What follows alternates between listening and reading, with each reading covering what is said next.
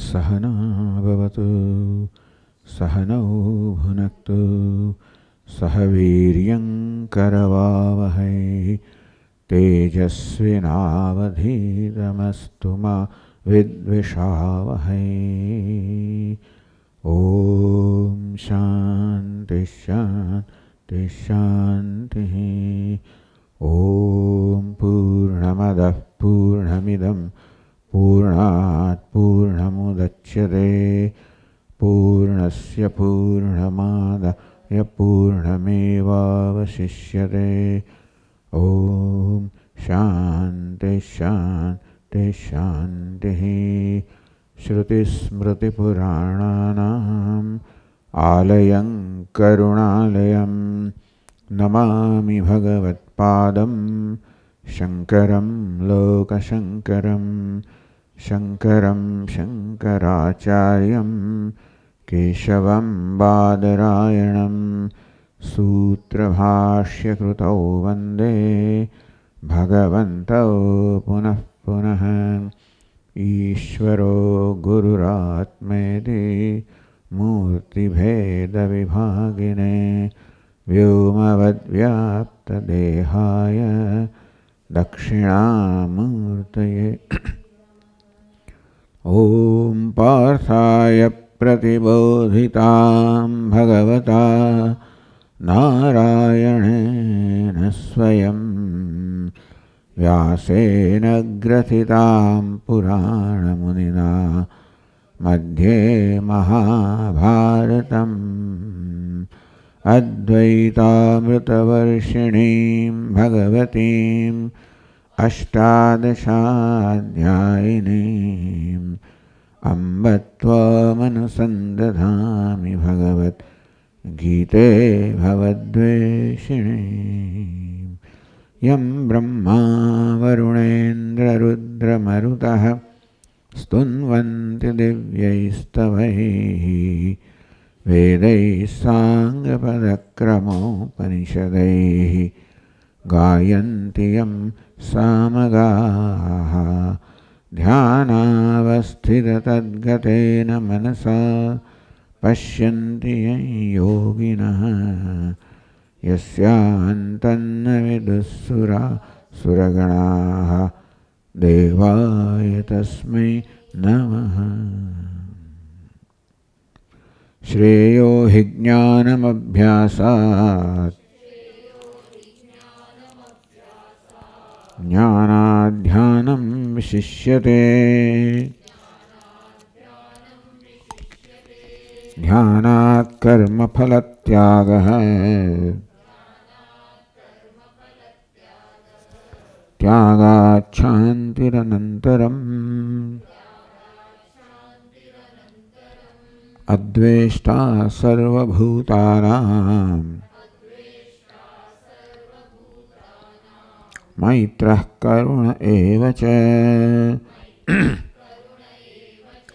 निर्ममो निरहङ्कारः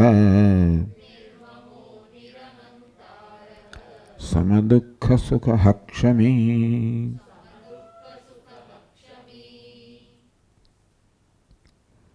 ध्यानात् कर्मफल त्यागः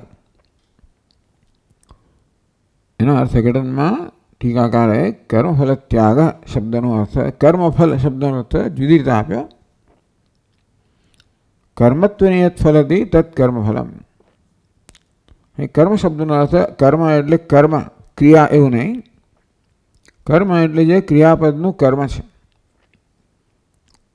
એક કર્તા છે બીજું કર્મ છે ત્રીજી ક્રિયા.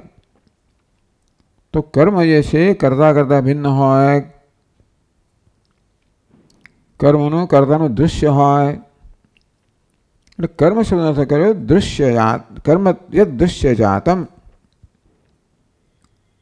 તો કર્મત્વેન યત ફલતી દૃશ્યજાતમ તત્ કર્મફલમ.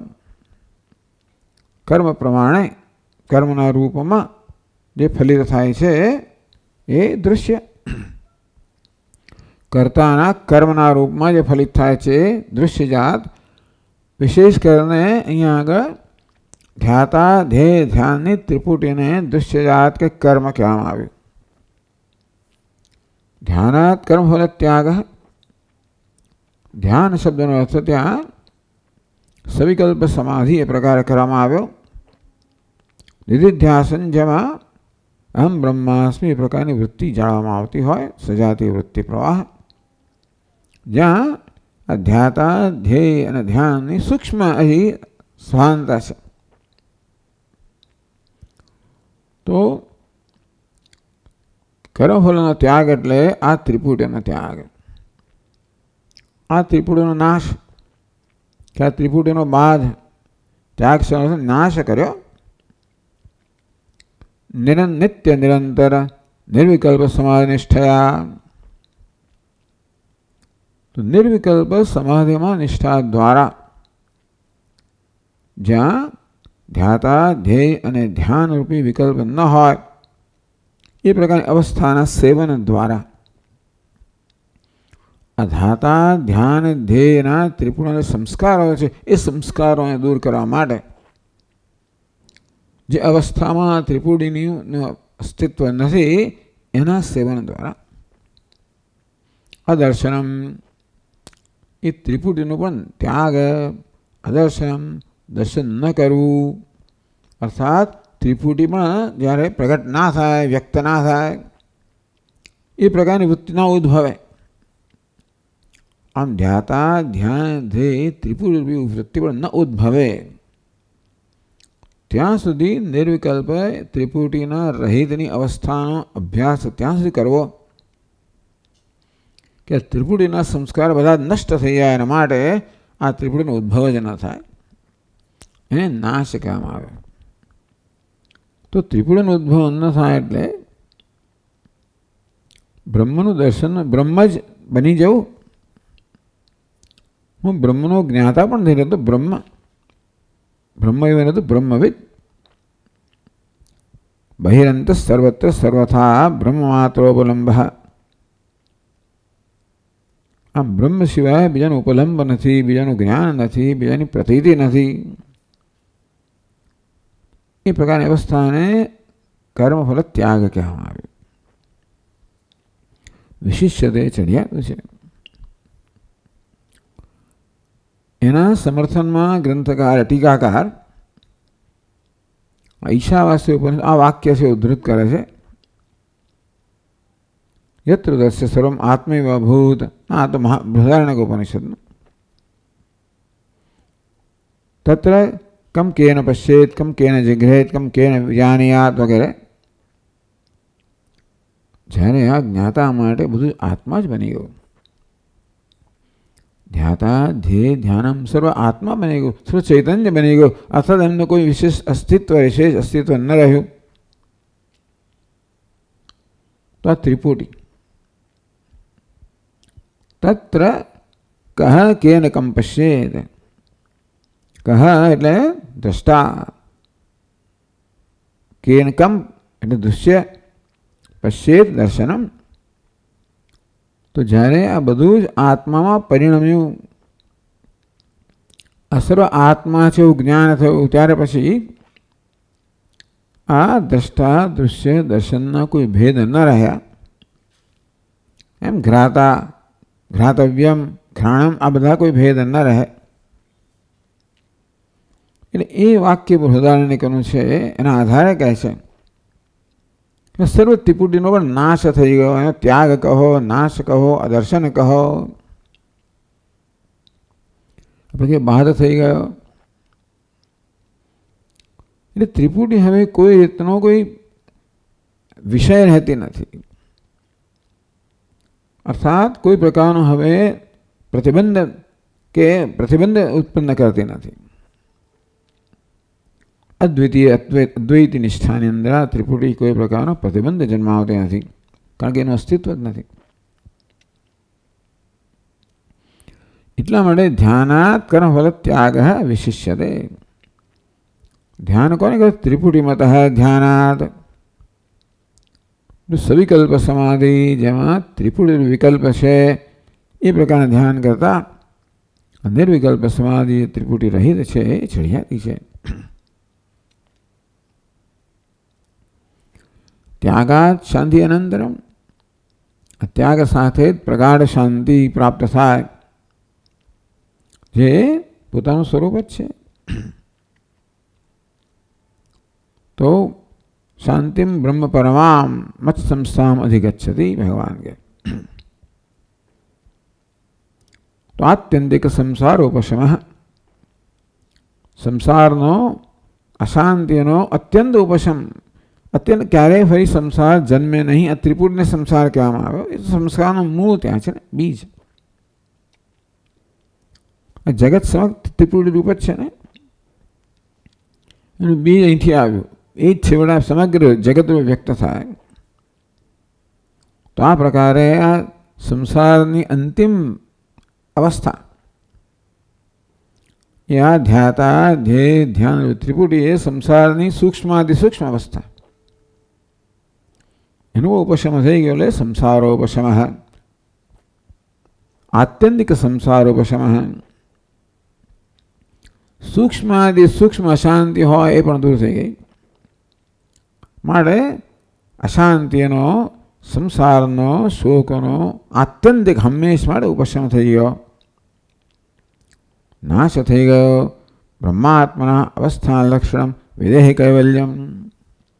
વિદેહી કૈવલ્યમ, કૈવલ્યમ અદ્વિતીયતા. વિદેહ કૈવલ્યમ, દેહ રાહિત્યને અદ્વિતીયતા. આમ દેહ હોય તો પણ દેહ રાહિત્યની સ્થિતિ પ્રાપ્ત થઈ.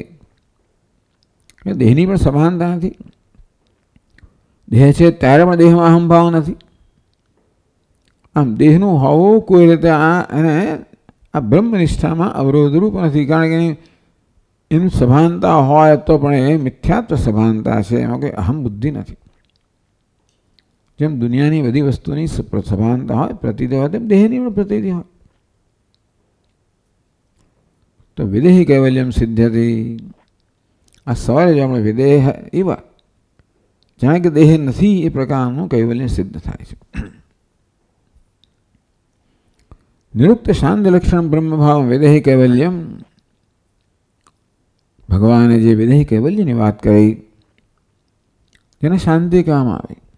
ત્યાગાત શાંતિ અનંતરમ. એ શાંતિનો અર્થ કરવામાં આવ્યો આત્યંતિક સંસાર ઉપરમાં. અને જ્યાં સુધી દેહમાં અહમભાવ છે ત્યાં સુધી એ પ્રકારના સંસારનું ઉપરમણ ન થાય. એટલે દેહમાં અહમભાવથી રાહિત્ય, અહમભાવ રાહિત્ય. વિદેહ કૈવલ્યમ, દેહ ન હોય એ પ્રકારની અવસ્થા હોવા છતાંય પ્રાપ્ત મિચ્છયા. વેદાંત શાસ્ત્ર અને જીવનનું સર્વોચ્ચમ ધ્યેય બતાવે છે. આવા સર્વોત્તમ કે સર્વોચ્ચ તો સર્વોત્કૃષ્ટ ધ્યેયની પ્રાપ્તિની ઈચ્છા ધરાવનાર જે છે એણે એ વિદેહી કૈવલ્ય છે, વિદેહ કૈવલ્ય છે. એ અવસ્થામાં મહાપુરુષ કેવો હોય? દેહમાં પણ અહમભાવ નથી. અને એ સર્વત્ર બ્રહ્મભાવ છે. એને જીવનમાં કઈ રીતે વ્યક્ત થાય? તો એ જ અવસ્થા સિદ્ધ કરવા ઈચ્છનાર સાધક માટે મૂલ્ય બની રહે. એટલે વિદેહી કૈવલ્યમ પ્રાપ્તમિચ્છયા યસ્તુ દ્વેષ્ટદ્વારે ધર્મ સંપન્ન ભૂતવા. એટલે ભગવાન જ્યારે અદ્વેષ્ટા સર્વભૂતાનામ આ રીતના લક્ષણ જ્યારે કહે છે ત્યારે જ્ઞાની પુરુષ માટે આ સહજ છે. આ પ્રકારની નિષ્ઠા પ્રાપ્ત કરવા ઈચ્છનારે આ મૂલ્યોમાં નિષ્ઠ બનવું જોઈએ. અર્થાત મૂલ્યની સિદ્ધિ માટે પ્રયત્નશીલ હોવું જોઈએ. અને એ રીતે એણે બ્રહ્મનિષ્ઠા સંપન્ન કરવી જોઈએ. અર્થાત આ મૂલ્યોનું મુખ્ય પાલન એ ત્યારે જ સંભવી શકે જ્યારે સર્વત્ર બ્રહ્મદર્શન હોય. તે બ્રહ્મદર્શનને જે હવે પોતાને માટે સહજ બનાવવા માગે છે એને બ્રહ્મનિષ્ઠા કહેવામાં આવે. આ મૂલ્યોના આચરણને બ્રહ્મનિષ્ઠા કે બ્રહ્મમાં નિષ્ઠા પ્રાપ્ત કરવા માગે છે એના મૂલ્યનું આચરણ કરવું જોઈએ. અથવા આ મૂલ્યોના આચરણ રૂપી બ્રહ્મનિષ્ઠા. બ્રહ્મનિષ્ઠામેવ તિષ્ઠતિ અદ્વેષ્ટત્વાદિ ધર્મ સંપન્નો ભૂત્વા. કંઈક 33 બધા ભગવાન અહીંયા લક્ષણો બતાવે છે. સંપન્ન બનીને બ્રહ્મનિષ્ઠામાં જ એમાં સ્થિત રહેવું જોઈએ. એવું સર્વોત્કૃષ્ટ છે. સવૈવ મદ્ભક્ત મમ પ્રિય. સર્વોત્કૃષ્ટ મારો ભક્ત છે એ મને પ્રિય છે એવું ભગવાન કહે છે. શેના માટે કહે છે કે મારે ભગવાનના પ્રિય બનવું છે? ત્યારે બનાવ્યા જ્યારે આ પ્રકારના મૂલ્યમાં નિષ્ઠા હોય. એ રીતે એ કહેવા દ્વારા ભગવાન સાધક માટે આ મૂલ્યોનું વિધાન કરે કે આ તમારું પાલન કરો તો તમે એવા ભક્ત બનશો જે મને અત્યંત પ્રિય છે. અને સમ્યક જ્ઞાનિષ્ઠે બ્રહ્મનિષ્ઠા કર્તવ્યા. આ મૂલ્યમાં નિષ્ઠારૂપી બ્રહ્મનિષ્ઠા સમ્યક જ્ઞાનની સિદ્ધિ માટે કરવી જોઈએ. કોઈ પણ અવસ્થામાં આ મૂલ્યોનું પાલન તો, કારણ કે મૂલ્યો એટલે જ બ્રહ્મ છેવટે. અંતતો ગત્વા અદ્વેષ્ટા સર્વભૂતાનામ એ બ્રહ્મનું જ વાસ્તવમાં લક્ષણ છે. એટલે પ્રત્યેક જે અહીંયા ધર્મ કહેવામાં આવ્યો એ છેવટે બ્રહ્મનું જ લક્ષણ છે. એ રીતે આપણે સર્વ ધર્મ કે મૂલ્યોનો ઉપદેશ કરવામાં આવે છે. અમાનિત્વ હોય, અદંભિત્વ હોય, અહિંસા હોય. એટલા જ માટે એમાં દ્રઢ થવું, એમાં નિષ્ઠ બનવું, એને સહજ બનાવવા એટલે જ બ્રહ્મમાં નિષ્ઠ થવું. તો અદ્વેષ્ટા સર્વભૂતાનામ 7 શ્લોકમાં ટીકાકારે સમજાવ્યું. સર્વભૂતાન અદ્વેષ્ટા એટલે દ્વેષથી જે રહિત, દ્વેષથી મુક્ત છે. દ્વેષ એટલે અપ્રીતિ, પ્રીતિ કરતા વિરુદ્ધ જે છે, પ્રેમના વિરુદ્ધ અને અવસ્થાને દ્વેષ કહેવામાં આવે. દ્વેષ કોને કહેવાય? જે પ્રેમથી વિરુદ્ધ છે. જે હોય તો પ્રેમનું નામ નિશાન ન હોય એ અવસ્થા, એ વસ્તુને દ્વેષ કહેવામાં આવે.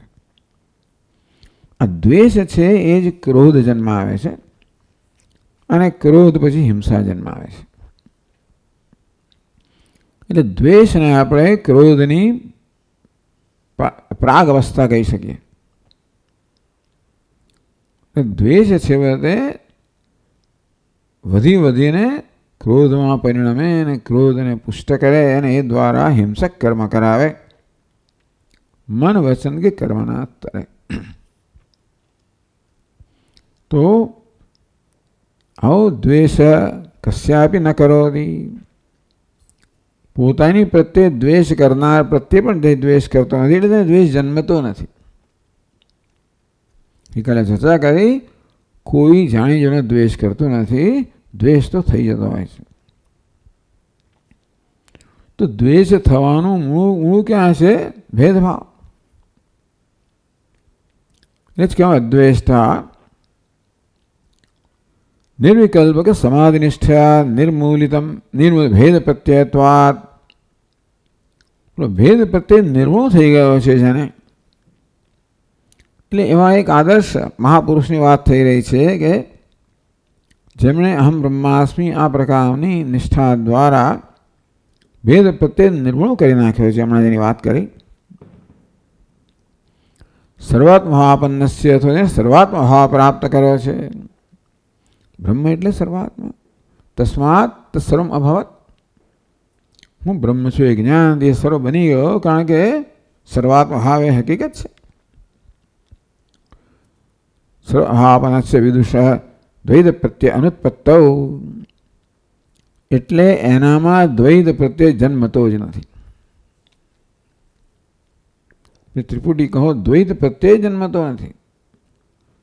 કશી વસ્તુનાની પ્રતીતિના પરિણામે કોઈ પ્રકારના ભેદભાવનો પ્રત્યે, ભેદભાવ રૂપી પ્રત્યે કે નિશ્ચય જન્મતો જ નથી. અહમેવ ઇદં સર્વમિતિ. હું જ આ સર્વ છું. તેથી સ્વસ્વરૂપે સર્વત્ર પ્રીતિમત્તયા દ્વેષ બુદ્ધિ અસંભવાત. જ્યાં ભેદ પ્રત્યે ન જન્મે, ભેદભાવ ન જન્મે, ત્યાં માત્ર અહમભાવ જ જન્મે. સ્વસ્વરૂપે જે છે મારું જ સ્વરૂપ છે, હું જે છું. સ્વસ્વરૂપે સર્વત્ર પ્રીતિમત્તયા. અને પ્રેમ, સાચો પ્રેમ ક્યાં છે? સ્વસ્વરૂપમાં જે છે એ સાચો પ્રેમ છે.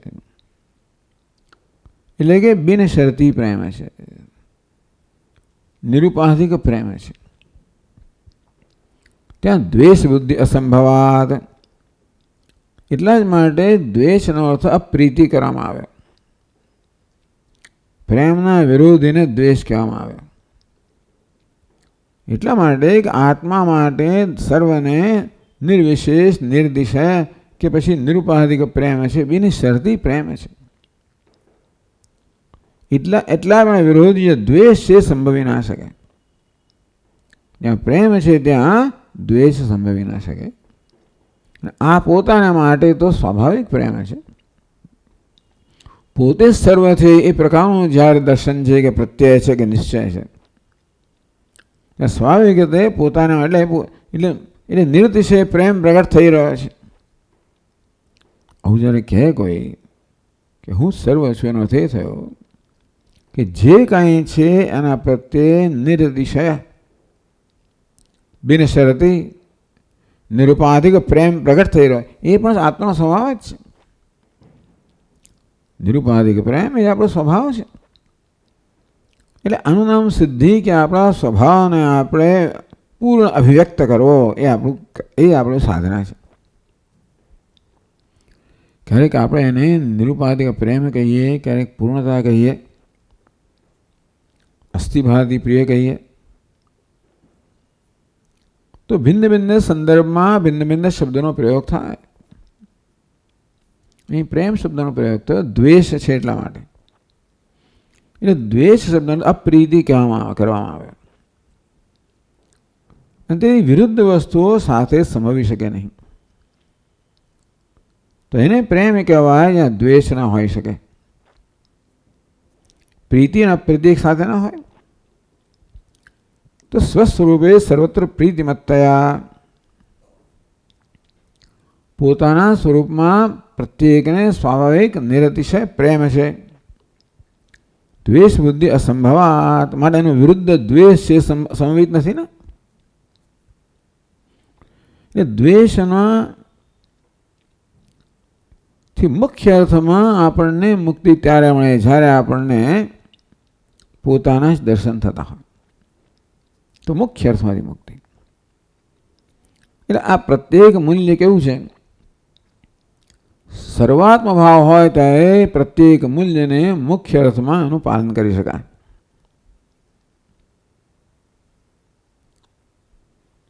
મુખ્ય અર્થમાં ક્યારે પાલન થાય?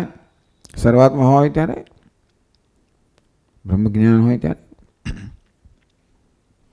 એટલા માટે આપણે એનું પાલન કરવાનો પ્રયત્ન કરીએ. જાણે કે હું સર્વાત્મા છું, જાણે કે મને સર્વત્ર પ્રેમ છે, એ પ્રકારનું આપણે વર્તન કરીએ. Fake it till you make it. મૂલ્યના પાલનમાં આ પ્રકારનો આપણો પ્રયત્ન છે. આપણે જાણે કે માની લઈએ કે હું સર્વાત્મા છું. આત્મ ઉપમીને સર્વત્ર સમમ પશ્યતિ અર્જુન. પોતાને જ ઉપમા રૂપે રાખે, પોતાને જ ધોરણ તરીકે રાખે કે આ સ્થળે હું હોઉં તો કયા પ્રકારનું વર્તન કરું, એ પ્રકારના વર્તનનો પ્રયત્ન કરે. પોતાને આપણે જેટલો લાભ આપીએ છીએ ને એટલું આપી ન શકીએ બીજાને, જ્યાં સુધી બીજા પણ છે ત્યાં સુધી. છતાં જેટલો અંશે પ્રયત્ન થાય એટલા અંશે બીજા પણ છે એનો બાદ થાય કે ક્ષીણ થાય. આમ ભેદભાવને ક્ષીણ કરવા માટે અમૂલ્ય છે. કારણ કે ભેદભાવ નથી, એ મિથ્યા છે. જન્મ્યા ત્યારથી ભેદભાવ લઈને જન્મ્યા છે, ઉપાધિમાં અહમભાવને કારણે. તો કેમ દૂર કરવો? આ રીતે દૂર કરવો. એ પ્રકારનું વર્તન કરવું જે ભેદભાવના અભાવ પર રચાયેલું હોય. આ પ્રત્યેક મૂલ્ય એ પ્રકારનું છે. સર્વેષાં ભૂતાનાં અદ્વેષ્ટા એવ ભવતિ બ્રહ્મવિદ યતિ. એટલે બ્રહ્મવિદ યતિ છે એ મુખ્યત્વે સંન્યાસી કહેવાય. આ પ્રકારનો જે છે યમવિદ એ ભગવાનના અભિપ્રાય પ્રમાણે મુખ્ય અર્થમાં સંન્યાસી છે. અને આ પ્રકારના સંન્યાસનો ઉપદેશ ભગવાન ભગવદ્ ગીતામાં કરી રહ્યા છે. અર્થાત આ પ્રકારના સંન્યાસી બનવાની સંભાવના પ્રત્યેક મનુષ્યમાં છે એટલો ઉપદેશ કરી રહ્યા છે. ઉપદેશ શાનો થઈ શકે? જેનો ઉપદેશ કરવામાં આવે છે એના માટે સંભવિત હોય તો. તું જમીનથી છઈ તું તો ચાલ એવું ઉપદેશ કરવાથી કે અર્થ ના થાય. કદાચ કોઈ માટે સંભવિત, બધા માટે સંભવિત નથી.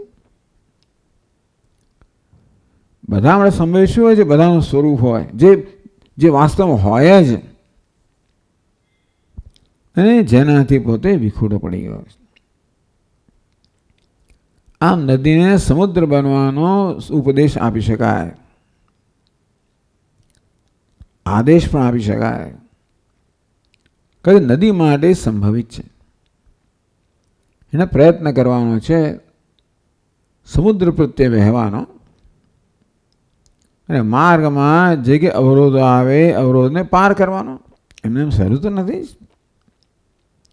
નદીઓ કેટલું લાંબુ અંતર કાપીને આવતી હોય છે અને કેટલા અવરોધો છે એને અવગણીને આવતી હોય છે અને પાર કરીને આવતી હોય છે. શરૂ થતાં ત્યારે આવું નહોતું. જ્યારે પ્રવાહ શરૂ થયો ત્યારે તો ધીમે ધીમે વચ્ચે કેટલા અવરોધોને પાર કરીને એટલે ગોળ ગોળ ફરીને આવતી હોય છે. નાનો અવરોધ તો એને તોડી નાખે, મોટો હોય તો ચક્કર ફરીને આવે. એટલે કારણ કે નદી માટે સમુદ્રને મળવું, સમુદ્ર બનવું સંભવિત છે એટલા માટેનો ઉપદેશ કરવામાં આવે. સમુદ્ર બન તેમ આપણને આ ઉપદેશ કરવામાં આવે એટલા માટે કે આ સંભવિત છે. કેમ સંભવિત છે? આપણું સ્વરૂપ છે, અર્થાત નિત્ય પ્રાપ્ત છે. નિત્ય પ્રાપ્ત છે. એને પ્રાપ્તિ છે ભ્રમ છે.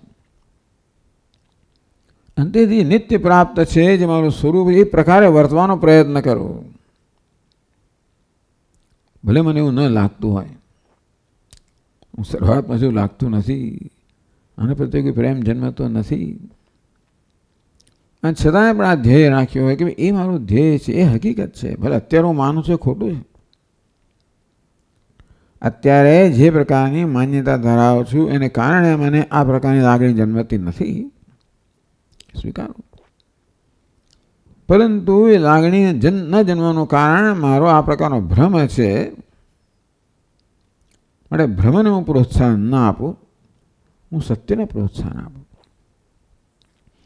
આ બધું માની લો. Fake it till you make it. સતી એકસ્મિન રાગે તદપકારેષુ દ્વેષ સ્યાત. કહે છે કે ભાઈ એકની અંદર રાગ હોય તો એનો અપકાર કરનાર પ્રત્યે દ્વેષ જન્મે. જેના માટે રાગ છે ને, જે આપણો મિત્ર છે એનો શત્રુ આપણો શત્રુ બની જાય. એક જગ્યાએ રાગ હોય એના પર અપકાર કરનાર પ્રત્યે આપણને દ્વેષ જન્મે. સર્વમાપન્નસ્ય એકત્ર રાગ અસંભવાત. પણ જે હું સર્વનો આત્મા છું અને એક જગ્યાએ રાગ હોય એવું ના બને. બધી જ જગ્યાએ રાગ હોય.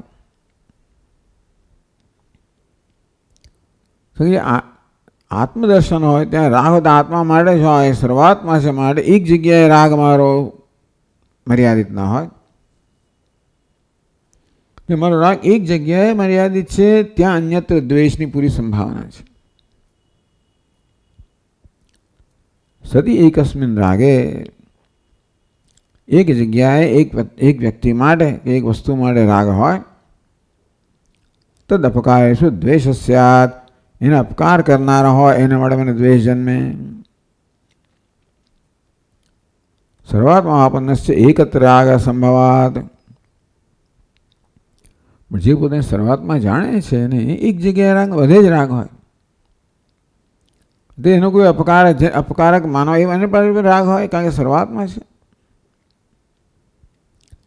વિદુષયુક્તમ સર્વભૂત અદ્વેષ્ટત્વમ. મને માટે વિદ્વાન માટે પ્રાણી માત્ર પ્રત્યે અદ્વેષ્ટાપણો એ યુક્તમ યોગ્ય જ છે. અર્થાત જ્ઞાન આપણને આવું બનાવે તો એનું નામ જ્ઞાન કહેવાય. જ્ઞાનનો પરિપાક આવો છે. એટલે કે જ્ઞાન જ્યારે બુદ્ધિમાંથી ઉતરતું હૃદયમાં આવે, આ પ્રકારે આપણા જે આપણું મન કહો, આપણી લાગણીશીલ વ્યક્તિત્વ કહો, આવેગાત્મક વ્યક્તિત્વ કહો, અપરિપક્વ વ્યક્તિત્વ કહો, એમાં પરિવર્તન લાવવાનું. આ પ્રકારનો આદર્શ સેવીને બુદ્ધિ ધીમે ધીમે ધીમે આ પરિપક્વ વ્યક્તિત્વમાં પરિવર્તન લાવતું જાય. એ વસ્તુ એ કરવાનું ભગવાન કહી રહ્યા છે. ટીકા કહે અદ્વેષ્ટા ઇતિ યુક્ત્યા વિદુષ રાગ દ્વેષાદિ અભાવ. એક જગ્યાએ રાગ હોય તો એનો અપકાર માટે દ્વેષ હોય, અપકારક માટે. તેથી વિદુષ રાગ દ્વેષાદિ અભાવ. આમ વિદ્વાનને જ્ઞાની મહાપુરુષને અદ્વેષ્ટા એ પ્રકારે કહીને ભગવાન કહી રહ્યા છે કે એને કોઈ પ્રત્યે રાગ દ્વેષ, ક્યાંય રાગ દ્વેષ નથી. એટલા જ માટે ટીકાકાર આગળ કહ્યું કે એક સ્થળે રાગ હોય તો પછી એના અપકારક હોય, એના પ્રત્યે દ્વેષ જન્મવાનો જ છે. તેથી રાગનો સંપૂર્ણ ભાવ ત્યારે હોય જ્યારે કોઈ અપકારક ઉપકારક નથી, અર્થાત એક જ છે. રાગ ક્યારે હોય? દ્વેષ હોય ત્યારે. રાગ ન હોય ક્યારે હોય? જ્યારે દ્વેષ પણ ન હોય.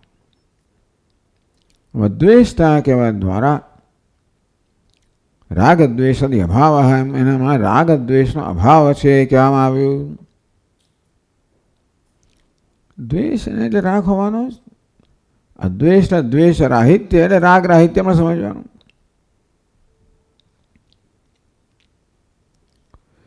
બંને રાગ અને દ્વેષ આપણા અવિવેકની અભિવ્યક્તિ છે. કશી વસ્તુના એક પાસાને જ્યારે જોવામાં આવે, એને સંપૂર્ણ માનવામાં આવે ત્યારે એ વસ્તુનો આપણે સંપૂર્ણતયા જોતા નથી, એનું સમગ્રતયા આપણને જોતા નથી. માત્ર એક અંશને જોઈએ ત્યારે પછી ગમો અણગમો જન્મે. બીજી વસ્તુના એક અંશ અણગમો જન્મે, અહીંયા ગમો જન્મે. આ ગમો અણગમો જે છે એ વસ્તુના સ્વરૂપના અજ્ઞાનમાંથી, અવિવેકમાંથી જન્મેલો છે. રાગ અને દ્વેષ બંને અવિવેકનું પરિણામ છે. અવિવેક અજ્ઞાનનું પરિણામ છે. એના વાસ્તવિક સ્વરૂપ જ્ઞાન નથી, અને માટે અંશને પૂર્ણ માનવામાં આવે છે. અને એથી વ્યક્તિને એના અંશથી જ આપણે મૂલવતા હોઈએ છીએ, વગેરે વગેરે. આ રીતે રાગ દ્વેષ બંને અજ્ઞાનની અભિવ્યક્તિ. અજ્ઞાન આપણામાં છે એની કસોટી કે રાગ દ્વેષ છે તે. એટલે પરિપક્વ જ્ઞાન તેને કહેવાય જ્યારે રાગ દ્વેષનો અભાવ થાય, અથવા તો જ્ઞાન પ્રાપ્ત કરવા માટે અને જ્ઞાનને પરિપક્વ બનાવવા માટે. એટલા માટે રાગ દ્વેષ મુક્ત થવાનું ભગવાન પહેલેથી કહે છે. ઇન્દ્રિયસ્યાર્થે રાગ દ્વેષો વ્યવસ્થિત તયોર્ન વશમાં આગચ્છેત તૌહ્યસ્ય પરિપંથિનો. રાગ દ્વેષ છે લઈને આવ્યો છું, એને વશ ના થઈશ. એટલે રાગ દ્વેષનો અભાવ કહો એને ધ્યેય કહેવામાં આવે. એટલે ધ્યેયને ભિન્ન ભિન્ન રૂપે વ્યક્ત કરવામાં આવે છે, પણ અહીંયા આ રીતે રાગ દ્વેષાદિ અભાવ. આ જ્ઞાની મહાપુરુષને અદ્વેષ્ટા કહીને ભગવાન કહી રહ્યા છે કે રાગ દ્વેષનો અભાવ છે. તેન મુક્તે પ્રતિબંધ ભાવ સૂચતો ભવતી. રાગ દ્વેષ મુક્તિમાં પ્રતિબંધ લાવનારા છે. આપણને મુક્તિનો આનંદ લેવા દેતા નથી. રાગ અને દ્વેષ અને પછી વાસણાઓ કહો, જે કહો. જેટલે ઊંચે રાગ દ્વેષ છે એટલે ઊંચે આપણે આપણા સ્વરૂપથી જાણે કે વિખોટા છીએ. જેટલે ઊંચે રાગ દ્વેષ છે એટલે ઊંચે આપણે પૂર્ણતાથી, આનંદથી, સુખથી વિખોટા પડી ગયા. રાગ દ્વેષની તીવ્રતા એનું અંતર બતાવે છે. મુક્તે પ્રતિબંધ અભાવશ્ચ સૂચિતો ભવતી. એ જ્ઞાનીમાં અદ્વેષ્ટાપણું છે એટલે રાગ અદ્વેષનો અભાવ છે, એટલે કે એને મુક્તિમાં એટલે કે બ્રહ્મનિષ્ઠામાં કોઈ પ્રતિબંધ નથી. એવું પણ અહીંયા સૂચિત થયું. એટલા માટે જ કહ્યું કે આ મૂલ્યોમાં નિષ્ઠા પ્રાપ્ત કરો. એ બ્રહ્મનિષ્ઠા, બ્રહ્મમાં નિષ્ઠા પ્રાપ્ત કરવાની જ છે. આમ અદ્વેષ્ટા સર્વભૂતાનામ સમજાવ્યું. પછી મૈત્ર કરુણ એવ છે. કિંચ આગળ કહે છે વળી સર્વેશામ ભૂતાનામ. આ સર્વેશામ સર્વભૂતાનામ બધા સાથે જોડાય છે. અદ્વેષ્ટા સર્વભૂતાનામ, મૈત્ર સર્વભૂતાનામ, કરુણ સર્વભૂતાનામ, ત્રણેય સાથે જોડાય. એટલે કહે છે કે સર્વેશામ ભૂતાનામ મૈત્ર. મૈત્ર શબ્દ મિત્ર શબ્દમાંથી બન્યો. મિત્રવદ વર્તતે મૈત્ર. આમ તો મિત્રસ્ય ભાવ મૈત્રમ એવું કહેવાય. મિત્રપણાની અવસ્થા. આમ મિત્ર શબ્દ અખંડાની મહારાજ કે મિદ સ્નેહને. મિદ ધાતુમાંથી એમાં જોવું પડશે કેવી રીતે મિત્ર શબ્દ સંપન્ન થયો છે. પણ મિદ સ્નેહને, જ્યાં સ્નેહનું બંધન હોય એને મિત્ર કહેવાય. તો મિત્રવત અનુકૂળતયા વર્તતે મૈત્ર. મિત્ર કોને કહેવાય? જે અનુકૂળતાથી વર્તે, જે આપણને અનુકૂળ બને એનું નામ મિત્ર. એટલે જે કંઈ કરવાનું એ કરે જેથી આપણને અનુકૂળ બને. મિત્રવદ અનુકૂળતયા વર્તતે ઇતિ મૈત્ર. મિત્રવદ વર્તતે ઇતિ મૈત્ર. મિત્રવદ વર્તન કરે છે એને મૈત્ર કહેવામાં આવે. મિત્ર કેમ વર્તન કરે? અનુકૂળતયા વર્તતે, અનુકૂળતાથી વર્તે. સ્વાત્મભૂતેષુ ભૂતેષુ સર્વત્ર મિત્રવદ વર્તનમ વિદુષયુક્તમ. આપણે સ્વાભાવિક છે એના માટે. પોતે હંમેશા પોતાને અનુકૂળ તો વર્તતો જ હોય ને. જે કંઈ કરીએ બધું કેવું હોય? જે પોતાને અનુકૂળ હોય. એટલે પોતાને માટે અનુકૂળતા સ્વાભાવિક છે. સ્વાત્મભૂતેષુ ભૂતેષુ. બધા જ ભૂતોમાં, બધા જ પ્રાણીઓ માટે આત્મબુદ્ધિ હોય ત્યારે મિત્રવદ વર્તન, અનુકૂળ વર્તન સ્વાભાવિક છે, સહજ છે એમ કહેવાય. સર્વત્ર મિત્રવદ વર્તનમ વિદુષયુક્તમ. એ વિદ્વાન માટે એટલે સર્વાત્મ ભાવ હોય તો આવું થાય, સ્વાભાવિક થાય. એટલે સર્વાત્મ ભાવ પ્રાપ્ત કરવો હોય તો આ પ્રકારે પ્રયત્નપૂર્વક કરવું જોઈએ. એને માટે તો સર્વાત્મદર્શી માટે સર્વને અનુકૂળ, પોતાને અનુકૂળ તો સ્વાભાવિક છે, પ્રયત્ન રહિત છે. અને રીતે સર્વ માટે અનુકૂળ વર્તન જ હોય, કશાય માટે પ્રતિકૂળ હોય જ નહીં. પ્રતિકૂળ વર્તન આપણે ક્યારે કરવું પડે? અનુકૂળ વર્તન કરવામાં કશું ગુમાવવાનું હોય ત્યારે. આ બધા મૂલ્યોનું આપણે એમને પાલન કરતા જ હોઈએ છીએ જો એમાં કશું ગુમાવવાનું ના હોય. આપણે દ્વેષ કરવા ખાતર દ્વેષ નથી કરતા, કે શત્રુમાં શત્રુત્વ નથી કરતા. પણ એ દ્વેષ ન કરવાની પ્રક્રિયામાં પછી કંઈક પ્રતિબંધ આવે, મુશ્કેલી આવે, ગુમાવવાનું આવે, કે જતું કરવું પડે, દુઃખ જન્મે, તો પછી એ અદ્વેષ્ટત્વ જે સ્વભાવ છે ને એનો ત્યાં ભોગ આપવામાં આવે છે. આપણો સ્વભાવ છે દ્વેષ રાહિત્ય, આપણો સ્વભાવ છે કે આપણા બધા દ્વેષ નથી જ. એટલે પહેલો આપણો પ્રતિભાવ હોય છે કેવો? આત્મરૂપનો જ પ્રતિભાવ હોય. આપણે કશું જ જો કંઈ બધી અનુકૂળતા હોય ને તો આપણું વર્તન પણ શરૂઆતમાં જેવું જ હોય એ વ્યક્તિ સાથે. પણ એમાં કંઈક અવરોધ આવે, કંઈક મને ખટકે, કંઈક ગુમાવવો પડે, કંઈક દુઃખ જન્મે, કંઈક પરિશ્રમ જન્મે, જે મને ગમતો નથી. અમુક સુધી તું જવા દો. દરેક જણની મર્યાદા હોય કે આપણે જતું કરીએ. જતું કરવામાં હંમેશા કષ્ટ તો રહેલું જ હોય ને, તો બધા જતું જ કરે. જતું કરવું એટલે જે આપણને પ્રિય છે એને છોડવું. એને પર પકડી રાખવામાં આપણને સલામતી લાગે છે, સ્વસ્થતા, કમ્ફર્ટ લાગે છે, એને જતું કરવું. મારે કમ્ફર્ટ ઝોનની બહાર નીકળવું. કમ્ફર્ટ ઝોન, સલામતી મારું વર્તુળ, એમાંથી બહાર નીકળવા. અને એમાં પછી અસલામતી લાગે, પછી દુઃખ લાગે. એ દુઃખની પણ એક માત્રા બધા દહસ્થાન કરે છે, બધાએ જતું કરે છે. એટલે આપણું પહેલું સામાન્ય રીતે પછી આપણે એવા તો રીઢા થઈ ગયા હોઈએ કે એ બધું જતું જ રહ્યું હોય તો આપણે એટલા બધા અસંવેદનશીલ બની ગયા હોઈએ. બાકી તો દરેક સંવેદનશીલ માણસમાં પહેલી જાતનો પ્રતિભાવ આવો હોય. પણ પછી જે દુઃખ છે, જે કષ્ટ થાય, પેલું ખટકે, એ ખટકો પછી એવી માત્રાએ પહોંચે જે હું સ્વીકારી ન શકું, ત્યારે પછી આ મૂલ્ય જવા દો. એટલે આપણું પહેલો પ્રતિભાવ તો સર્વાત્મ ભાવ જેવો જ હોય. પછી તરત મન કે આ કોણ છે, આવું કેવું કંઈક શરત થઈ જાય બધાની કકળાટ. એટલે આપણી અપેક્ષા પ્રમાણે નથી. જે વસ્તુ આપણી અપેક્ષા પ્રમાણે સર્વ રીતે છે એના માટે તો પ્રેમ છે જ. ત્યાં સર્વાત્મ ભાવ એવું જ કહેવાય. હું એ પ્રકારે એની સાથે વર્તન કરું છું.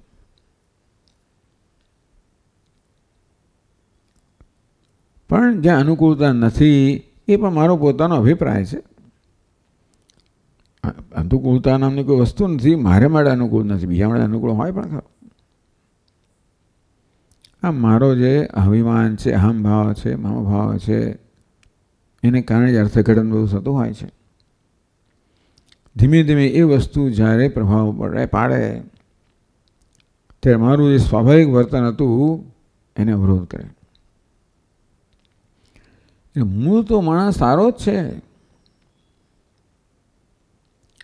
એને પ્રેમ જ ગમે, કોઈને પણ દ્વેષ ના જ ગમે. પ્રેમ કરવામાં એ ગુમાવવું પડતું હોય છે, જતું કરવું પડતું હોય છે, એવું વધારે લાગે છે એને કે ભાઈ પ્રેમ કરતાં વધારે કિંમતી એ છે, એટલે ભાઈ આને છોડો. એ રીતે આ મૂલ્યોનો ભોગ અપાય છે.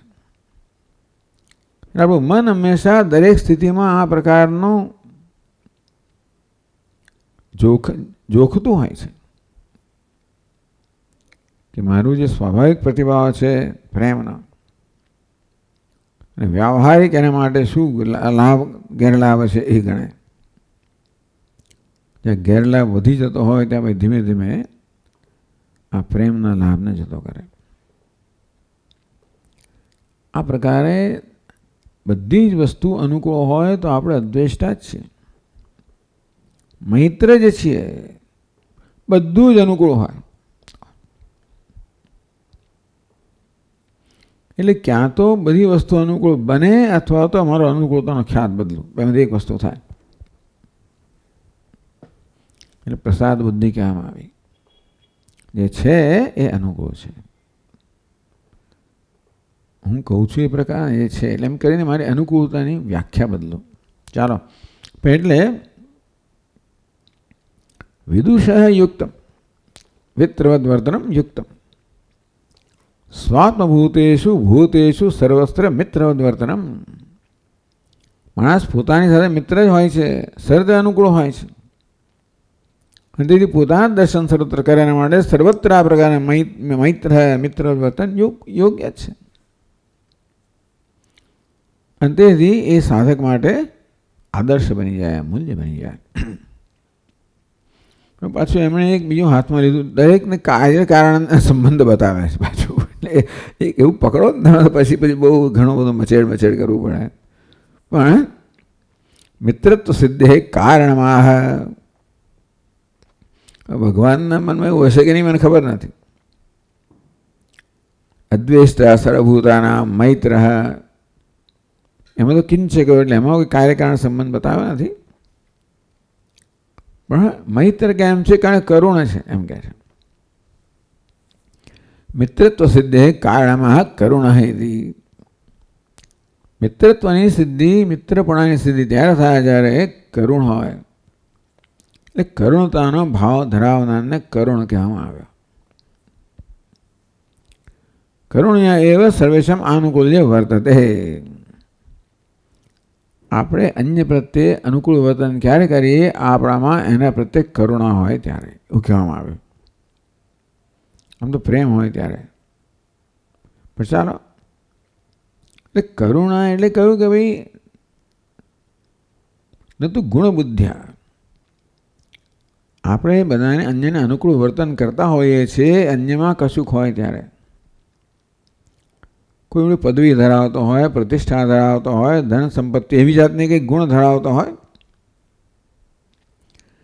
જેને આપણે પ્રભાવિત થયા હોઈએ એટલે આપણે અનુકૂળ વર્તન કરતા હોઈએ છીએ, એને ખુશ રાખવા પ્રયત્ન કરતા હોઈએ છીએ. અનુકૂળ વર્તન કેમ થાય? ખુશ રાખવા માટે. તો કે નહીં, એ જ કોઈકને ગુણ જોઈને, કોઈકની વિશેષતા જોઈને આપણે અનુકૂળ વર્તન કરીએ એવું નહીં. કરુણાથી પ્રેરાઈને, ન તો ગુણ બુદ્ધ્યા, એનામાં કશીક વિશેષતા છે, આપણે અનુકૂળ વર્તન કરીએ એવું નહીં, પણ એમાં જ એટલે મારામાં કશુંક હોય જે મને અનુકૂળ વર્તન કરવામાં પ્રેરે. શું છે કરુણા? કરુણા તો દુઃખી પ્રત્યે હોય સામાન્ય રીતે. કરુણા તો દુઃખી પ્રત્યે હોય.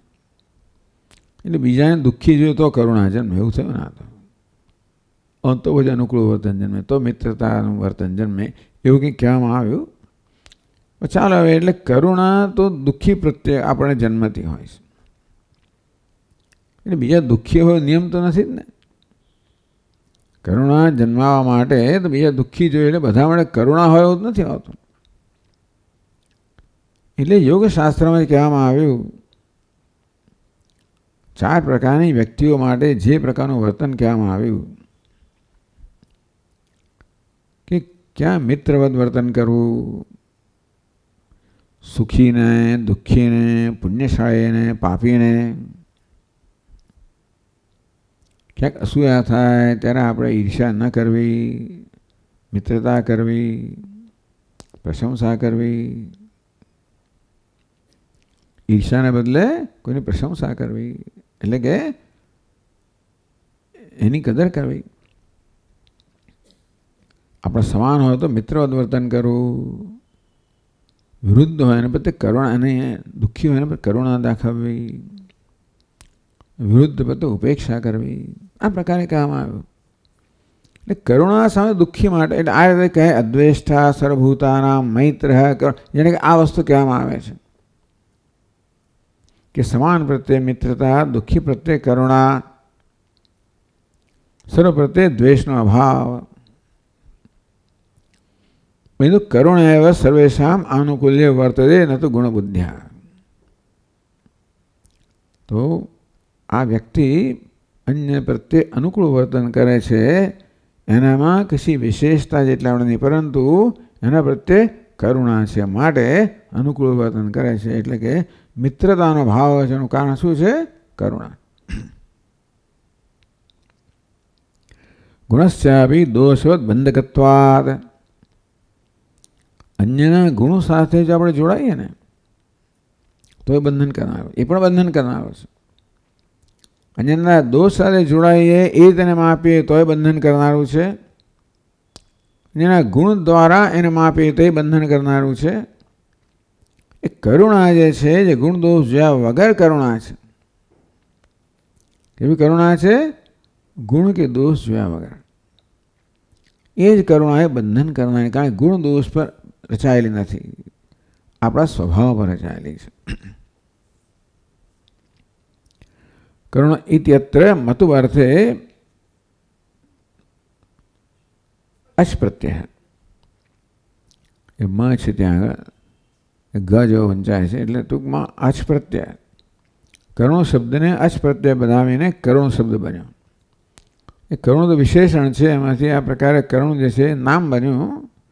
એટલે કે કરુણા જેનામાં છે તેનું નામ અને અર્થ કરુણ. કરુણા અસ્તિ કરુણા એવું આપણે કહેવું પડે. પણ કરુણનો અર્થ પણ આવો થતો જ હોય છે. જોકે કરુણ શબ્દનો અર્થ કરુણા ધરાવનાર.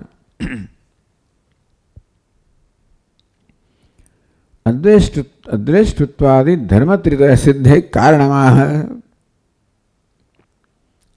અદ્વેષ્ટા સર્વભૂતાનામ મૈત્ર કરુણ ધર્મત્રય. આ ત્રણ ધર્મ કયા? અદ્વેષ્ટત્વમ, મૈત્રમ અને કારુણ્યમ. તો એ ત્રણ ધર્મ ક્યારે હોઈ શકે? એનું કારણ કે નિર્મમ. એટલે આ બધું પછી એ બધાને જોડવું એ પ્રકારે એ ઘણો શ્રમદાયક થઈ પડતો હોય છે. બધી જગ્યાએ ત્યાં કોઈક જગ્યાએ તમે એક પસંદ કર્યું ફ્રેમવર્ક, બધાને એની અંદર પછી આપણે બધા ગોઠવવું પડે. એટલે આપણું વેદાંતનું એક ફ્રેમવર્ક જ છે. જે કે વસ્તુ આપણે અભ્યાસ કરીએ એને એમાં પછી મારી મચે ઉપનિષદ, આ બધી વસ્તુઓ એ પ્રકારે ઉપદેશ કરવામાં આવી નથી. ઉપનિષદ તો એક એવો ઉપદેશ છે જે સ્પોન્ટેનિયસ સહજ છે. અને પછી આપણે એમાં આપણો અધ્યારોવાદી જે કંઈ આપણી પ્રક્રિયા છે એ જ પ્રકારે એને ઘટાડવાનો પ્રયત્ન કરે તો ઘણી વાર જરા મચડવું પડતું હોય છે. હોય મૂળભૂત વસ્તુ હોય ના એમ નહીં, આ છતાં પણ એ જ પ્રકારની પ્રક્રિયા, એ જ પ્રકારનો વાદ, એ જ પ્રકારની મેથોડોલોજી હોય એવો નિયમ તો નથી. પછી એવો નિયમ બનાવો એટલે પછી તમારે એને મચડવું પડે. એવો પણ પ્રયત્ન થતો હોય છે દરેકે દરેક વસ્તુને. કાં તો જ બ્રહ્મસૂત્ર તમે કહી શકો દરેકનો વિષય આ જ છે, એના માટે એ પ્રકારે પછી દરેકનો અર્થઘટન એ પ્રકારે થાય. અને પછી સારો અમારાથી ના થયું નથી કહેવા માગતા આપણે, છતાંય પણ ઘણા લોકોનો આનો થોડોક જરા અસંતોષ હોય છે. બધા જે ઉદારમતવાદી છે ને એ લોકો એમ તમે આને એક જ અર્થઘટન કેમ કરો છો? ચાલો અહીંયા કાર્યકારણ તો હેતુમત ભાવ આ પ્રકારે બતાવ્યો છે કે અદ્વેષ્ટા સર્વભૂતાના મૈત્ર કરુણ કેમ છે? તો કે નિર્મમ છે એટલા માટે. પરદેવ સ્વદેહાત નિર્ગતો મમ ભાવસ્ય નિર્ગત મમ ભાવસ્ય સ નિર્મમ અવર્ત થયો.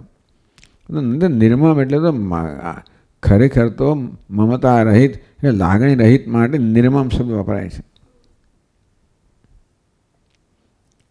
પણ એટલા માટે એવો અર્થ નથી. એટલા માટે કહેવામાં આવ્યું નિર્ગત મમ ભાવ યસ્ય સ નિર્મમ. મમ ભાવ જેમાંથી જતો રહ્યો છે એને નિર્મમ કહેવામાં આવ્યો. लखन जी महाराज समझे कि निर्मम का अर्थ ऐसा यहाँ ऐसा नहीं है. निर्मम तो अर्थ निर्मम है, लागणहीन है एवं अर्थ કરવામાં આવે છે. ભગવાન આ પ્રકારે નિર્ગત મમ ભાવ યસ્માત સ નિર્મમ, જેનામાંથી મમ ભાવ જતો રહ્યો છે. તો દૃષ્ટાંત આપે છે પરદેહવત સ્વદેહાત.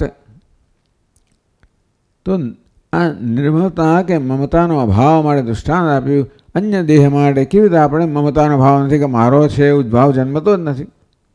અન્ય છે નક્કી જ છે ને એટલા માટે. તો જે રીતે અન્યના દેહ પર નિર્મમતા કોને કહેવાય, મમતાનો અભાવ કોને કહેવાય, એના માટે જો આપણે જોઈએ તો ભાઈ અન્ય દેહ પ્રત્યે મારો કેવો ભાવ છે તે મમતાનો ભાવ નથી.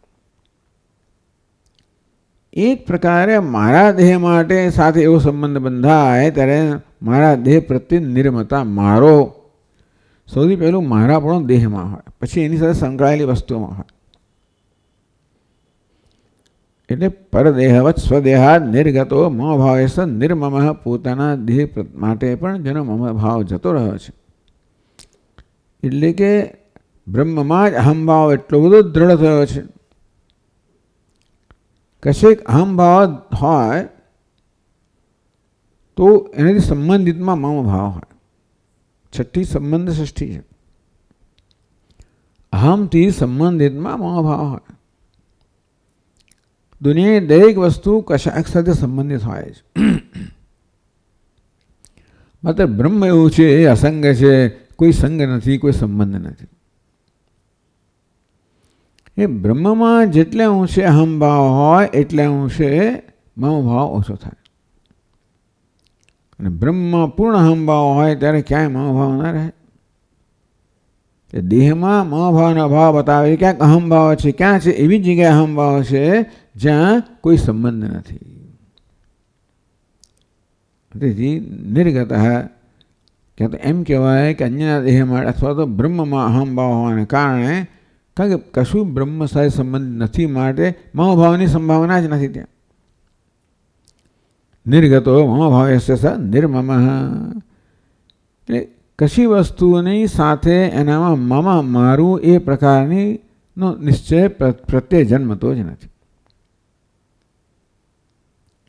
આમ આ કશી વસ્તુ જોઈને મારું એવું ના જન્મે, દુનિયાની વસ્તુ જોઈને. પછી આ આવે ત્યારે મારું આવે, દેહ આવે તો એકદમ મારું આવે, ઉપાધિ મારી, એમાં ભાવ જન્માવે છે.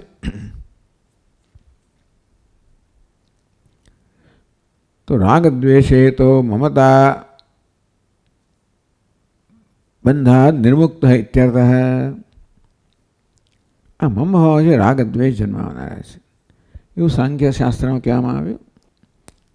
અવિદ્યા, અસ્મિતા, રાગ દ્વેષ, અભિનિવેશ, એ પ્રકારનો ક્રમ કહેવામાં આવ્યો. આત્માના સ્વરૂપની અવિદ્યાને કારણે પહેલાં અધ્યાસ જન્મ્યો. અવિદ્યા એટલે અધ્યાસ ત્યાં સમજવાનો. એમાંથી અસ્મિતા, હું પડાનો ભાવ, અહમ ભાવ, એને આપણે અભિમાન કહીએ.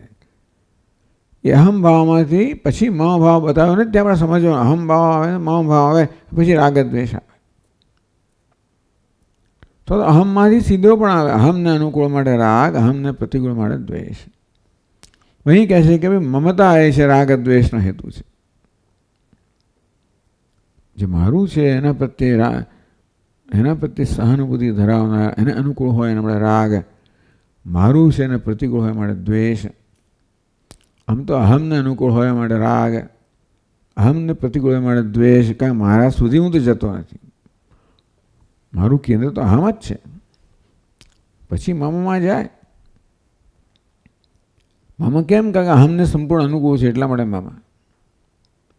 એટલે મમને અનુકૂળ કે હોય એટલે અહમને અનુકૂળ હોય, મમને પ્રતિકૂળ, અહમને પ્રતિકૂળ. એટલે વાસ્તવમાં અહમને અનુકૂળ માટે રાગ, અહમને પ્રતિકૂળ માટે દ્વેષ. પછી અહીં કહે છે કે ભાઈ આ મમતા રાગ દ્વેષનું કારણ છે. મમ એટલે મારું છે એને અનુકૂળ હોય એના માટે રાગ, મારું છે એને પ્રતિકૂળ હોય માટે દ્વેષ. તો મમતા બંધા નિર્મુક્ત ઇત્યર્થ. આ મમતા એટલે મારાપણું, એ રાગ દ્વેષનું કારણ છે. જે મારાપણું છે એ મારાપણું અનુકૂળતાથી રાગ જન્માવે, પ્રતિકૂળતાથી દ્વેષ જન્માવે. એ મારાપણું ન હોય તો પછી અનુકૂળ પ્રતિકૂળનો સવાલ ન રહે, તો રાગ દ્વેષ ન જન્મે. એટલે આ મમત્વ છે એ રાગ દ્વેષનું કારણ છે. એ મમત્વ ન હોય તો રાગ દ્વેષ ન હોય. અને તો પછી કરુણા હોય, તો પછી અદ્વેષ્ટાપણું હોય, તો ભાઈ મિત્રપણ વગેરે એવું કહેવામાં આવ્યો.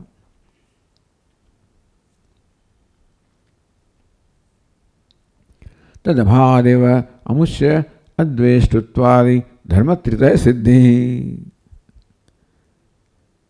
તદ અભાવાદ મમત્વના અભાવને કારણે અવશ્ય આ જ્ઞાની પુરુષ માટે અદ્વેષ્ટત્વાદિ ધર્મત્રિતય સિદ્ધિ. એનામાં મમત્વ નથી, મને રાગ દ્વેષ નથી, અને માટે દ્વેષ નથી, અથવા અદ્વેષ્ટા છે, મૈત્ર છે, કરુણ છે. મૈત્ર છે, કેમ કરુણ છે, એના માટે મૈત્ર છે, અદ્વેષ્ટા છે. નિર્મમત્વ સિદ્ધિ કારણમાં નિર્મમત્વ કેમ છે તો કે એનું કારણ નિરહંકાર બ્રહ્મૈવાહમ પરે બ્રહ્મૈવ આત્મભાવ આપત્યા દેહાદ નિશેષેણ નિર્ગત અહમ બુદ્ધિ નિરહંકાર. મમ બુદ્ધિ જાય, અહંગ બુદ્ધિ જાય ત્યારે એને કહ્યું ને આપણે કે બીજામાં અહમ બુદ્ધિ, બ્રહ્મમાં અહમ બુદ્ધિ હોય ત્યારે અન્યત્ર અહમ બુદ્ધિ જાય તો મમ બુદ્ધિ પણ જાય. પહેલાં મમ બુદ્ધિ કાઢવી સહેલી છે, પછી અહમ બુદ્ધિ. એ પ્રકારે નિર્મમ નિરહંકાર એવો ક્રમ કહી શકાય. પણ બ્રહ્મૈવ અહમ, બ્રહ્મ જ હું છું. એ પ્રકારે બ્રહ્મમાં એવી નિષ્ઠા પ્રાપ્ત કરવામાં આવી છે કે બ્રહ્મ સિવાય બીજી કોઈ જગ્યાએ અહમભાવ જન્મતો જ નથી. એટલે એ પ્રકારની જે વાસના છે, દેહ વગેરેમાં અહમભાવની જે વાસના છે એ દૂર થઈ ગઈ છે. એટલે બ્રહ્મમાં જ અહમભાવ છે. ઇતિ પરે બ્રહ્મણેવ આત્મભાવ આપત્યા.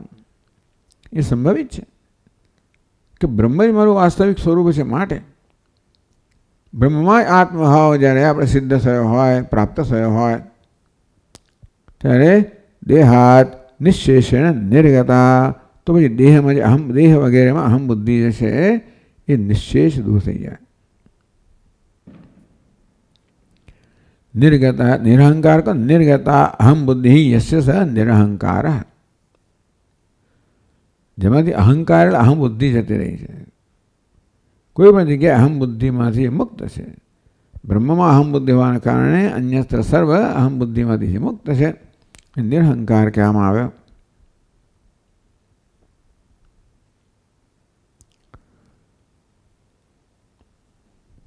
તો એમણે કહ્યું કે ભાઈ નિર્મમત્વનું કારણ શું છે? નિરહંકારત્વ.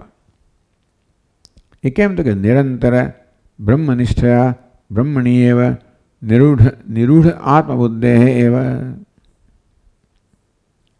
નિરંતર બ્રહ્મનિષ્ઠયા એટલે જ કહ્યું કે નિરંતર આ પ્રકારે આગળના શ્લોકનો અર્થઘટન કરવામાં આવ્યું કે વિશિષ્યતે શબ્દનો બીજી વાર પ્રયોગ કરીને ભગવાન કહે છે કે બંને પ્રકારની સમાધિનું આચરણ કરવું જોઈએ, અનુષ્ઠાન કરવું જોઈએ. તો નિર્વિકલ્પ સમાધિને કારણે બ્રહ્મમાં સંપૂર્ણ અહમ બુદ્ધિ સ્થાપિત થાય. નિરંતર બ્રહ્મનિષ્ઠા આગળના શ્લોકમાં જ વિધાન કરવામાં આવ્યું એ તે નિરંતર બ્રહ્મનિષ્ઠાથી બ્રહ્મમાં અહમ બુદ્ધિને સ્થાપિત કરવા દ્વારા બ્રહ્મણીવ નિરૂઢ આત્મબુદ્ધિ, તેનામાં બ્રહ્મમાં આત્મબુદ્ધિ દ્રઢ થઈ ગઈ. નિરૂઢનો તો દ્રઢ જરા જોવા જેવો છે. ચાલો ટૂંકમાં દ્રઢ આત્મબુદ્ધિ. તો બ્રહ્મમાં જ જેની આત્મબુદ્ધિ દ્રઢ થઈ ગઈ છે. તસ્યૈવ દેહાદો અહમભાવ વિચ્છિદ્યતે. દેહમાં અહમભાવ તો સ્વાભાવિક છે. બ્રહ્મમાં અહમભાવ સ્વરૂપ છે પણ સ્વભાવ નથી. આ સ્વભાવ અહંકાર અવિદ્યામાંથી જન્મેલો છે. એટલે દેહમાં અહમભાવ સ્વાભાવિક છે, એટલે પ્રયત્ન રહિત છે. બ્રહ્મમાં અહમભાવ સ્વરૂપ છે, પરંતુ પેલા પ્રતિબંધોને કારણે એટલું બધું જાણે કે દૂર થઈ ગયો છે. એટલે બ્રહ્મમાં અહમભાવને ના દર્શન કરવા માટે પહેલા અને પછી સ્થાપિત કરવા માટે આ બધા પ્રકારના પ્રતિબંધો સાથે લડત કરવી પડે અને દૂર કરવા પડે. આ મહાન પ્રયત્નના પરિણામે જે જન્મ ચાલતો હોય. નિરંતર બ્રહ્મનિષ્ઠયા બ્રહ્મણીવ નિરૂઢ આત્મબુદ્ધે. એ પ્રકારના દીર્ઘકાળ સતતમ અને આ આદરેણ આ પ્રકારનો પ્રયત્ન કરવામાં આવે ત્યારે બ્રહ્મમાં અહમ બુદ્ધિ સિદ્ધ થાય. એ તો સર્વોત્કૃષ્ટ અને મહાન પ્રયત્ન છે. તસ્યૈવ દેહાદ અહમભાવ વિચ્છિદ્યતે. તો જેમ જેમ બ્રહ્મમાં અહમ બુદ્ધિ સ્થાપિત થતી જાય તેમ તેમ દેહમાં અહમ બુદ્ધિ ક્ષીણ થતી જાય ત્યાં નિરૂઢ થઈ જાય, દ્રઢ થઈ જાય તો આમાંથી સંપૂર્ણ નષ્ટ થઈ. કારણ કે આ દેહમાં અહમ બુદ્ધિ છે એ તો ખોટી વાત છે, એ ભ્રમ છે. બ્રહ્મમાં અહમ બુદ્ધિ છે, જ્ઞાન છે, અને તેથી જ્ઞાનથી ભ્રમ દૂર થાય. દેહાદુ અહમ ભાવનો વિચ્છેદ સંભવિત છે સિદ્ધાંતમાં. બ્રહ્મમાં અહમ ભાવ સંભવિત છે, દેહામાં બ્રહ્મભાવનો વિચ્છેદ સંભવિત છે. તો તે નિર્મમત્વ એટલે પહેલા દેહ વગેરે અહમ ભાવ આ પ્રકારે વિચ્છિન્ન કરી નાખવામાં, નષ્ટ કાપી નાખવામાં આવ્યો, દૂર કરવામાં આવ્યો. ત્યાર પછી મમભાવ નિર્મમત્વ સિદ્ધ થાય. અહમ ભાવ ના હોય તો મમભાવ ક્યાંથી હોવાનો છે? મમભાવ તો અહમની છઠ્ઠી વિભક્તિ છે ને, સંબંધ ષષ્ઠી. એટલે મમભાવ હંમેશા અહમ ભાવની અપેક્ષા રાખે જ છે. ક્યાંક અહમ ભાવ છે તો ક્યાંક મમભાવ છે. એક બ્રહ્મમાં અહમ ભાવ તો મમભાવ, ક્યાંક બ્રહ્મને કોઈ સંબંધ નથી. ત્યાં સંબંધ ષષ્ઠી કામ ના કરે. એ છેવટે મમભાવમાંથી સંપૂર્ણ મુક્ત થવા માટે બ્રહ્મમાં પૂર્ણ અહમભાવ હોય તો તે નિર્મમત્વ સિદ્ધથી, તો નિર્મમત્વ સિદ્ધ થાય. નિર્મમપણું, મમતાનું રાહિત્ય સિદ્ધ થાય. નહીં દેહ અહમ બુદ્ધો સત્યામ મમતા ઈશદપી ગચ્છતિ. દેહમાં અહમ બુદ્ધિ હોય તો મમતા ક્યારે જાય છે નહીં, કારણ કે દેહ સાથે સંબંધિત વસ્તુઓ છે એટલે મમતા હોવાની છે. તતો દેહ અહમ ભાવાદેવ વિદુષ નિર્મમત્વમ. અંતેથી દેહમાં અહમ ભાવના અભાવથી જે વિદ્વાનને મમ ભાવના અભાવ છે. તત એવ માટે સમદુઃખ સુખ એવું થઈ ગયું. અંતેથી નિર્મમ છે માટે સમદુઃખ સુખ છે. સમદુઃખ સુખ સમે દુઃખ સુખે યસ્ય સહ સમદુઃખ સુખ. જેના માટે દુઃખ અને સુખ સમાન છે એને સમદુઃખ સુખ કહેવામાં આવે. સમાન એટલે શું? એક રૂપેણ ગૃહિતે. સુખ અને દુઃખને એક રૂપે ગ્રહણ કરવામાં આવે છે, એક રૂપે જાણવામાં આવે છે. અર્થાત સુખ અને દુઃખ બંને એક જ રૂપે જેને ભાસે છે. આમ તો સુખ દુઃખ પરસ્પર વિરુદ્ધ છે ને. સુખ એટલે દુઃખનો અભાવ, દુઃખ એટલે સુખનો અભાવ. આમ સિક્કાની બે આ દ્વંદ્વ છે, એક હોય ત્યાં બીજું ન હોય. છતાં બંને એક રૂપે ભાષે એવું ક્યારે? બંનેમાં કશીક વસ્તુ સમાન હોય ત્યારે. એટલે પ્રસાદ બુદ્ધિ એટલે જ કહેવામાં આવે પ્રસાદ બુદ્ધિ, કે દુઃખ પણ ભગવાનનો પ્રસાદ છે, સુખ છે, તેવી રીતે એ ભાવના છે. એ છેવટે હકીકત તો છે સમમ સર્વેષુ ભૂતેષુ તિષ્ઠંતમ. અસ્થિભાદી પ્રિય ભગવાન દુઃખ સુખમાં સમાન રીતે ઉપલબ્ધ છે, બંનેના આત્મા રૂપે, અધિષ્ઠાન રૂપે. અંતેથી એક રૂપેણ ગૃહીતે. આમ તો અનિષ્ટત્વ ઇષ્ટત્વ બુદ્ધિમ ત્યક્ત્વા. કયું સુખ જન્મ આવે? ઇષ્ટ બુદ્ધિ હોય તો ઈચ્છનીય છે, તો જેને ઈચ્છનીય ગણવામાં આવે છે એની પ્રાપ્તિનો અનુભવ આપણને સુખ જન્મ આવે. જેને અનિચ્છનીય ગણવામાં આવે છે એની પ્રાપ્તિ ઘણો દુઃખ જન્મ આવે. એટલે સીધે સરળતાથી કહેવું હોય તો કે કશીક વસ્તુમાં અને ઇષ્ટ કે અનિષ્ટ બુદ્ધિ જન્મતી નથી. કંઈ પોતાના પૂર્ણતામાં સંતોષમાં પ્રતિષ્ઠિત છે. એનો સંતોષ બીજા અન્યત્ર ક્યાંય જણાવવાના કારણે કશું સંતોષનું કારણ નથી, મળે કશું અસંતોષનું કારણ નથી. એટલે કશામાં ઇષ્ટત્વ બુદ્ધિ ના જન્મે, અનિષ્ટત્વ બુદ્ધિ ના જન્મે, અને માટે કશી વસ્તુ સુખ દુઃખનું કારણ ના બને. એટલે દ્વેષ રાગ જનકે સુખ દુઃખે. જ્યાં સુખ બુદ્ધિ હોય ત્યાં રાગ જન્મે, દુઃખ બુદ્ધિ દ્વેષ જન્મે. આ સુખ બુદ્ધિ, ઇષ્ટ બુદ્ધિ, અનિષ્ટત્વ બુદ્ધિ જે છે એ રાગ દ્વેષ જન્માવનારી છે. રાગ દ્વેષમાં જન્મેલી છે. ચાલો યસ બ્રહ્મનિષ્ઠા તિષ્ઠતે સ સમદુઃખમાં. બ્રહ્મનિષ્ઠાને કારણે